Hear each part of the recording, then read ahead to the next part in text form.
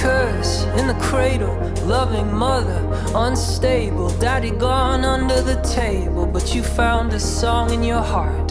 So you learn how to fight, how to starve, how to survive. When the others blocked your light, you learn to see beyond the stars. The curse of small desires, easily acquired.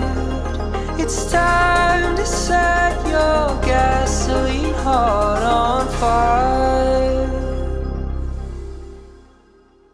Kill your demons, kill them dead. In your mirror, in your bed, in your heart, in your head. Don't you look good in bed? Slay your devils, kill them all. Take your throne, paint the walls. And if you make it out alive, hold that bloody head up high.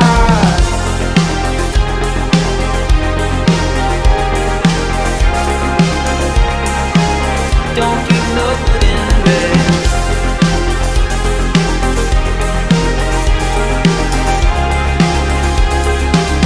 Don't you look good in bed? Is there more beyond those plains? You cut your hair, changed your name, left a note as you escaped. To thine own self be true. But there was no gold in those hills, no platinum in those pretty pills. Just werewolves tossing dollar bills in the wine dark sea of Malibu. The curse of small desires, easily acquired. It's time to set your gasoline heart on fire. Kill your demons, kill them dead. In your mirror, in your bed, in your heart, in your head.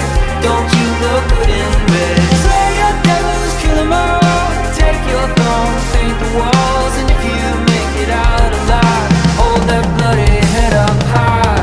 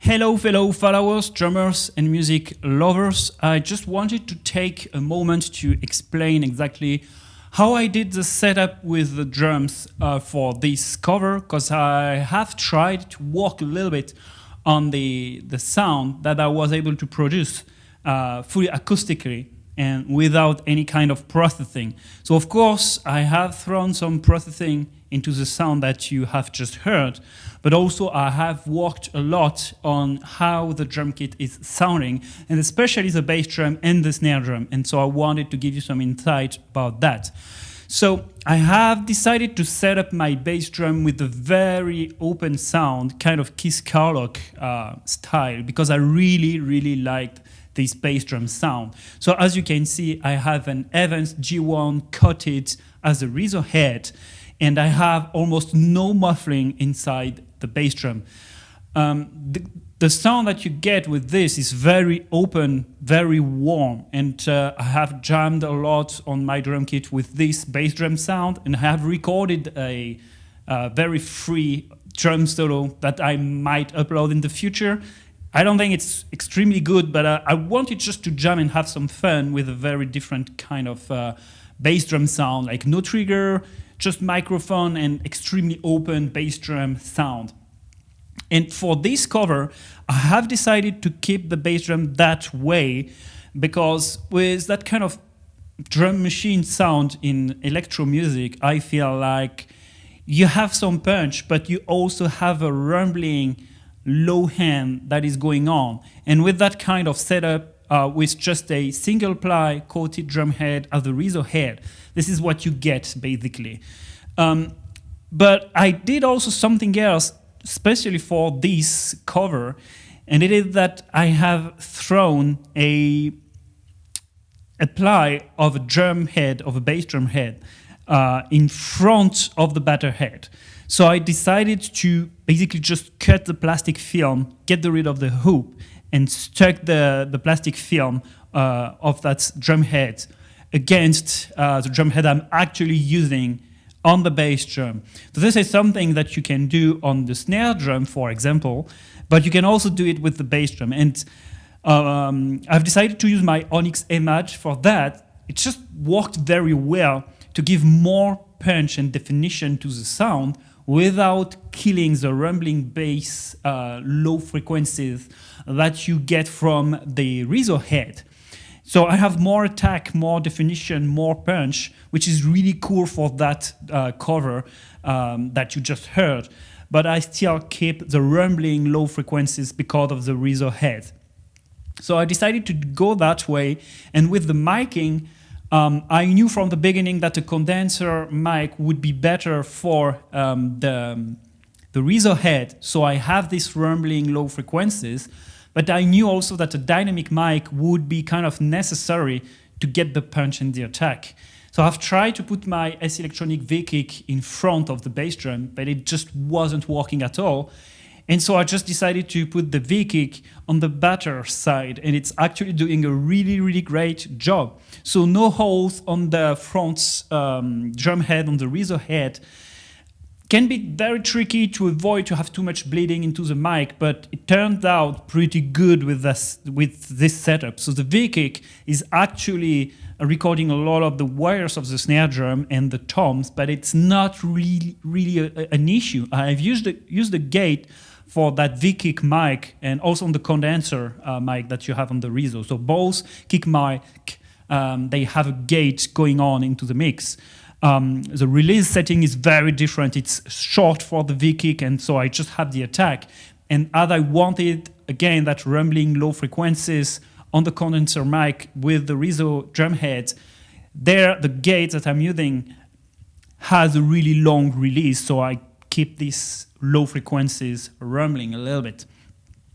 And this setup actually worked very well for the bass drum. So let's hear the bass drum, first of all, without the Onyx Image plies that I have added against my G2 clear that I have on the batter head. And so let's just hear the bass drum very open with no muffling. And then I'm going to put this Onyx Image again so you can hear how the bass drum is sounding with this ply added in front of the batter head. So you can hear that I have more punch, a little bit more definition, but the rumbling low frequencies are still there because of that full Reverb head with no holes, just single ply coated.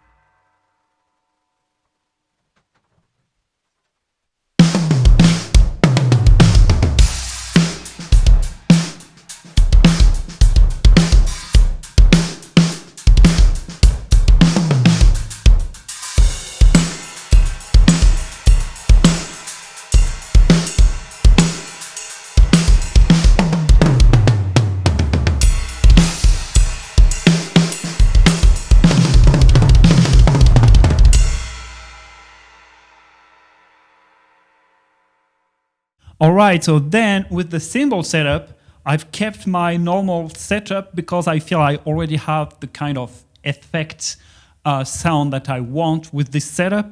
On my left, I have a T-Cymbal Zen China 19 inches, which is kind of a very nice China to have as a normal China, depending the kind of music you're playing, but otherwise as an effect cymbal that you add to your normal setup.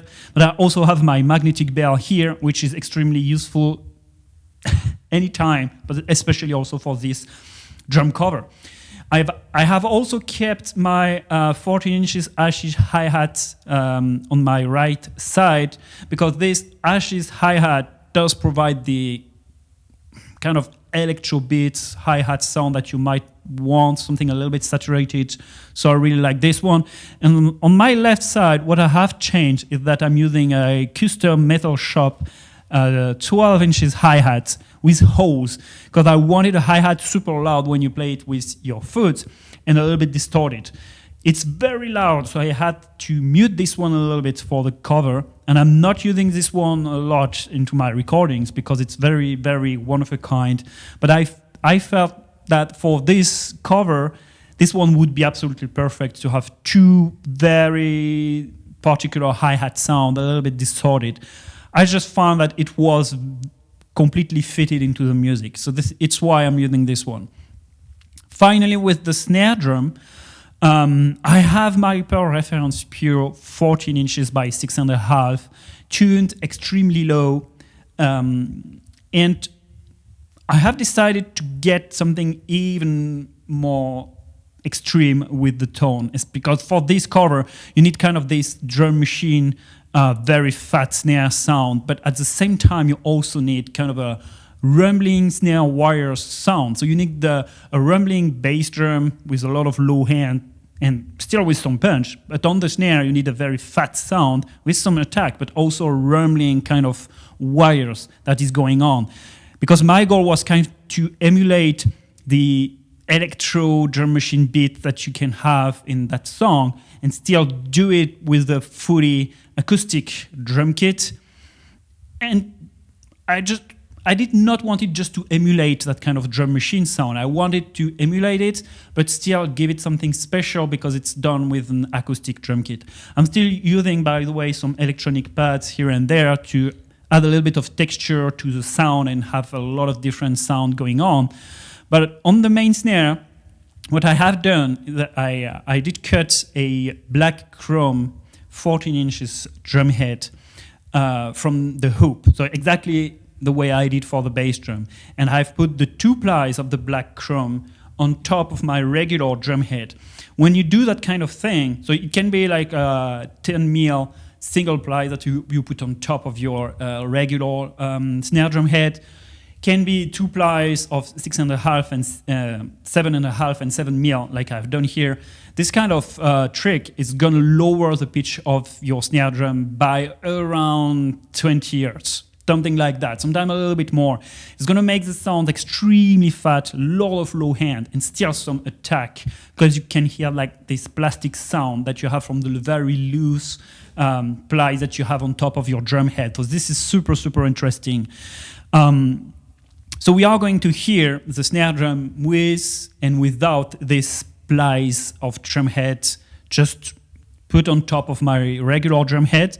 You will hear, so the snare with absolutely no muffling. I would not use this snare drum with this tuning and no muffling. So, of course, the sound is kind of tricky. Normally, I do some moon gel on it, and it's definitely better then. But I get rid of the moon gel, so the ply that I put on top of the drum head fit a little bit better and produce a better sound. So you will hear the snare drum with no trick at all, and then I'm going to put the two plies of the black chrome on top of my regular drum head, and you will hear already by how much the sound is changing. But what I'm going to do just after that is something I've decided to do to have that kind of rumbling snare wires sound. I've tried to loosen a little bit the wires of the snare, but it wasn't working exactly as I wanted. So what I've done is that I had a practice pad with some little metal balls inside, and they were here to make the practice pad sound like a snare with wires on or off, but it was really bad. So I've decided to chuck these little balls out of the practice pad. So I have some here, and I've decided to put these little balls inside the snare drums. So when I hit the snare, these balls are actually moving inside the snare drum, and they do a little, they bounce inside the snare. And so because of that, it makes the wires sounds with more sustained. It's not exactly the wires, as I suppose, that you hear. It's just these little balls bouncing inside the snare. And I wanted that to get that rumbling wires sound for the snare and make it sound a little bit like an electronic snare, basically. And I think it's worked great. So you will hear the snare with and without this little trick, so you can get an idea if you want to do this for your kit at some point and have kind of an effect snare also, maybe.